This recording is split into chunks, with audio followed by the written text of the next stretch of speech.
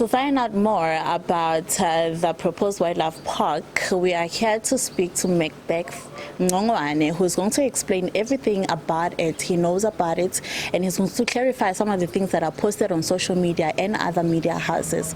Let's get inside and find out what he has to say about it. Thank you. You will note that the whole thing around establishment of zoos and wild parks or sanctuary is regulated by Mpumalanga Tourism Parks Agency. And what happened is that the entity Wildlife Park, Pumba Wildlife Park, made submissions.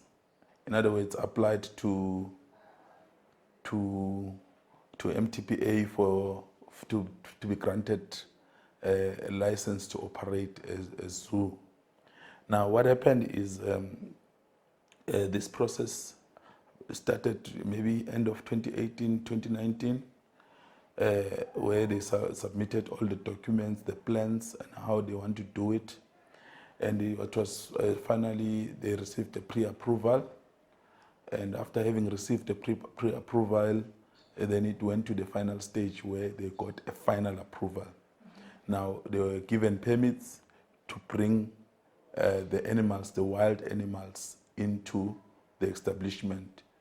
There are enclosures. These enclosures were approved in terms of the national zoo standards as well as the MTPA, also on the same project. There was SPCA, which we know what they stand for.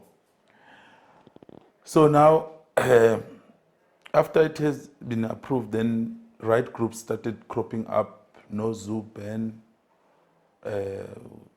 individuals, which we really appreciate. It's part of the robust engagement of society. It's part of the right freedom of expression and speech, which is allowed. So there are environmental groups that are making their voice to be heard. We have invited them alongside journalists for the tour of the park. It was only Leifelder that came in SABC, so that they could come and tell a story of what they're witnessing. So what you hear or see on Facebook, it's an imagination, a figment of imagination from these people who are trying to portray this wildlife park to destroyed zoos around the world. Maybe it could be Iran, Iraq, or Syria, where animals are thin, not well off, not fed by the zoo owners. And also they bring a fear to the community that these zoos will emulate trade, breeding, those horrible things that happens in zoos that are underground. So the situation here is not the same. But what is more important is the public interest factor, which really is the inspiration around the creation of this wildlife park. The Miss Melanie Maritz, she's now 42 years old. This dream was started 32 years ago. She loves animals. She loves animals. She loves animals, mainly cats, the wild cats. She loves them. And she has put money aside to start this project, unaided. She put money to start this program. And this project is now in its final stages with all the infrastructure that is almost over 7 million rand infrastructure of the cage, because your spaces there are between 36 to 40 squares for small animals like the water mongoose, those small Cape foxes. So if MTPA says it's 36 squares, we give them 40 squares. So up to 1,600 squares of the lions who are kept maybe in pairs. So to look what the media says about the zoo, it's no, to look what the interest these interest groups are saying about the zoo, it's very shallow in my view, because they do not look at the pros and cons of starting this zoo.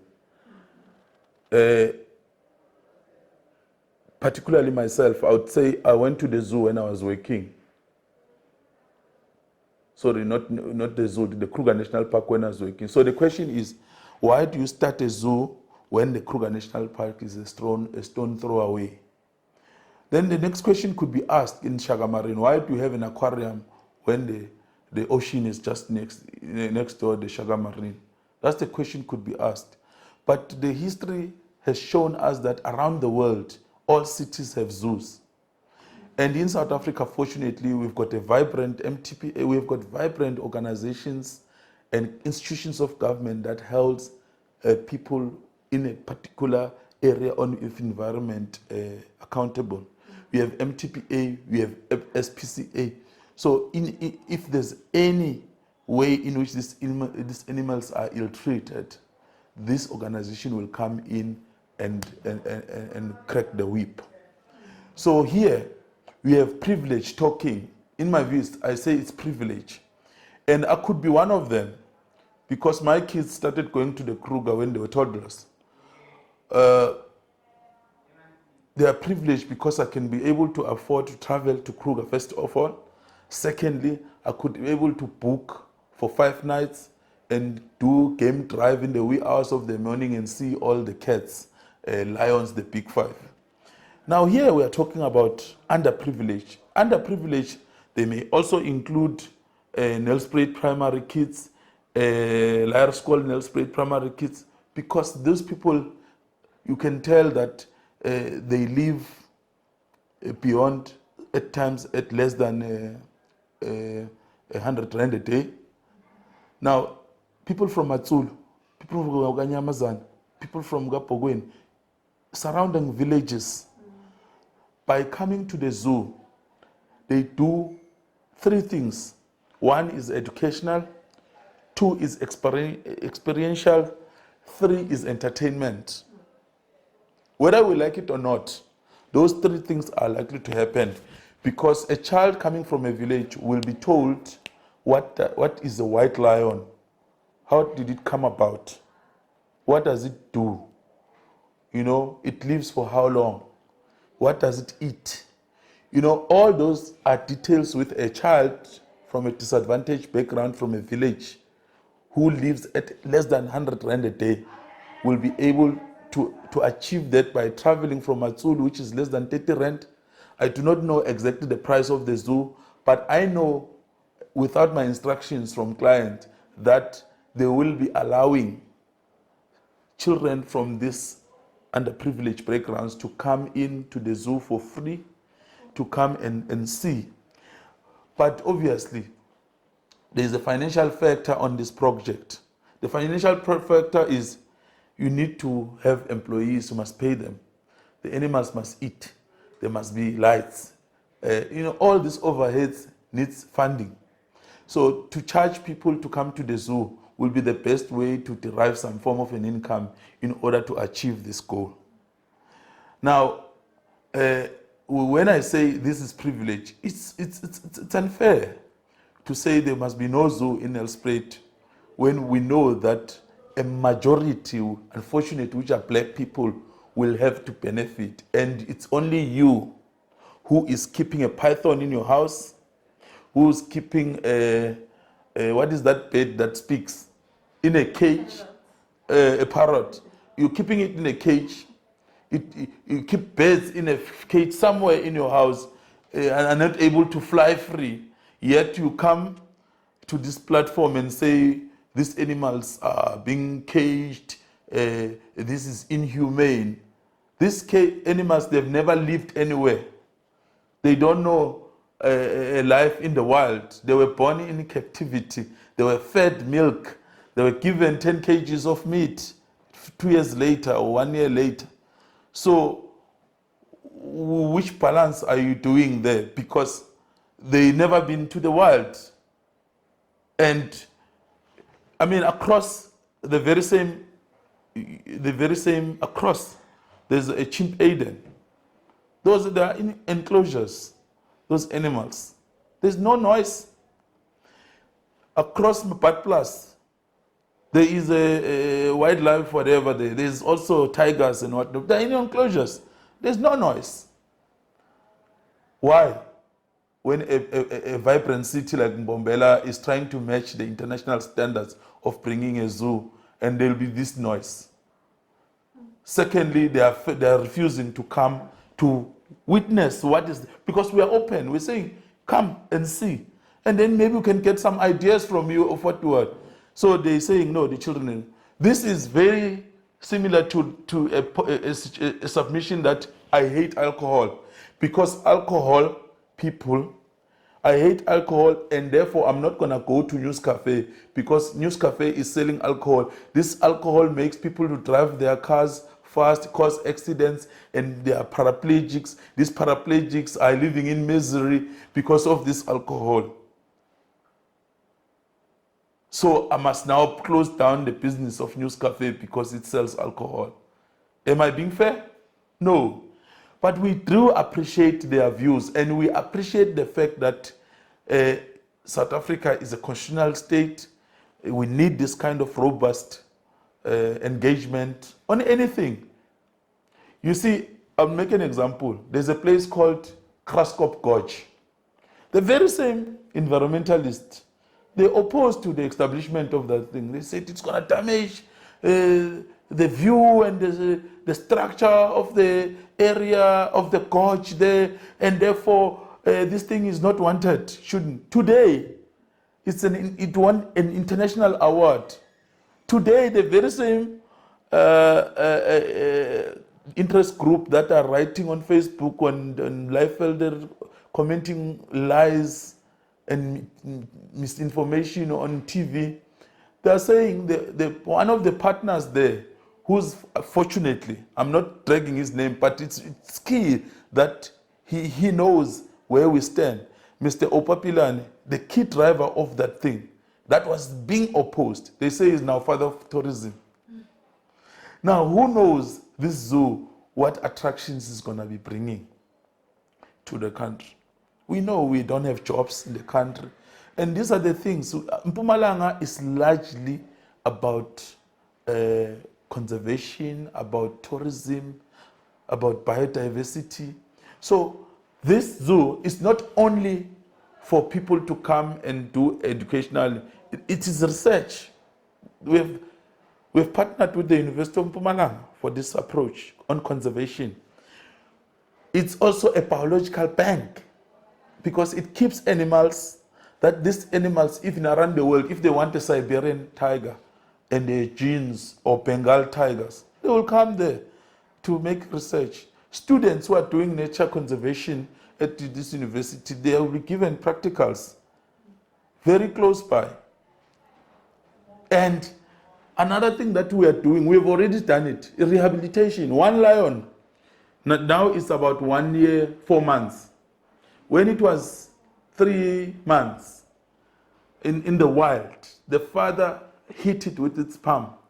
His palm hit it and it hit a rock, and therefore it was brain dead almost. So it was having a swollen brain. So it was donated to Wildlife Park, wherein we found a vet, Mr. Tivet, Dr. Tivet around here, looked after that animal. Today, that animal is 1 year, 4 months. It's one of the almost the oldest in the wildlife park. It's now eating, it's playing, so there is life. So there's rehabilitation part of it. Now, why do we cage animals? Why do we put animals in enclosures? is to protect the very same people that must see them. Not because we like to keep them. That's why our enclosures are big, so that they can play around and they can have fun. And they are lifelong. If their spell is 18 years or 14 years or whatever, they will live there, and the future generation will be able to look after it. Now, we don't like what we see on Facebook posts, because they really misrepresent the intentions and the value of that institution called Pumba Wildlife Park. We don't like it, because they go and take pups and put them, who are malnourished, and put them on Facebook, and they want sympathy from the public. So I'm saying this is because of privilege. These people, all of them, they have a right to go to Kruger. A majority of them, those who knows Kruger from the Skukuza gate, they will know how inaccessible it is if you don't have your own car. Now tell me about the community of the villages who don't, they rely on buses and taxis. How are they going to get to Kruger? So we want to join hands with Kruger as well. They can give us their animals that they feel they were injured heavily and they're not going to make it in the wild, and say, rehabilitate this one so it could be seen. So win-win situation. So clearly, we appreciate the debate which is enraging out there.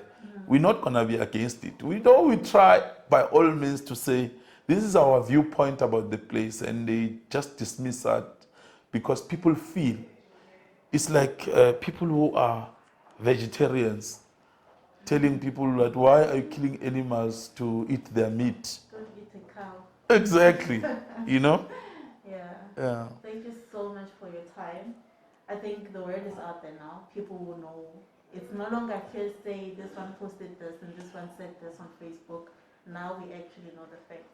So Yes, the other thing that I wanted to add, might I add it, is that we are intending to make it different, like we've learned with the Johannesburg Zoo, that they've got a farm, an open space farm, which we are in discussion with our clients to buy an open space farm, whereby once in a while you take this animal just to be in the wild, to run, but they are not being targeted by other animals, because they will be in a this time, because Kruger National Park is an enclosure as well. It's just that the difference here, we are talking about Kruger, that is about maybe 100 kilometers. But it's also an enclosure. It's got fence. It's people who are living in Maitsulu, they see the fence. So it's an enclosure, because we are trying to protect the people from being attacked by these animals. So with our client, we looked at other things that they're doing in the Johannesburg Zoo, where they've got a farm. From time to time, they take the animals and take them to an open lands where they run and do all these things. But you must know that if you're putting them there will be fights in terms of space and other things. But we're gonna try and learn from the Johannesburg Zoo how they are doing it, and learn from this kind of approach. We are at the beginning of this process. So we believe that a lot of people in Nelspruit, black or white, will benefit to see even 9 species of cats at once, to see Cape foxes, to see. So next year, January or February, it will be opening officially. But we are just receiving the bears, things that we don't have at this point there. We are receiving other animals that are very much part of the whole package. Our cages are still being built, some of them. So it is a well-founded project that is going to assist society at large. All right, so as we have heard from Mr. Ncongwane himself, he clarified everything that we needed clarity on, especially the things that are being posted on social media. He also did highlight that the wildlife park will be educational, experiential, and also entertaining for the citizens, or rather the residents of Nelspruit and surrounding areas. I am Lindo Koza, reporting for you live, and this is NH News.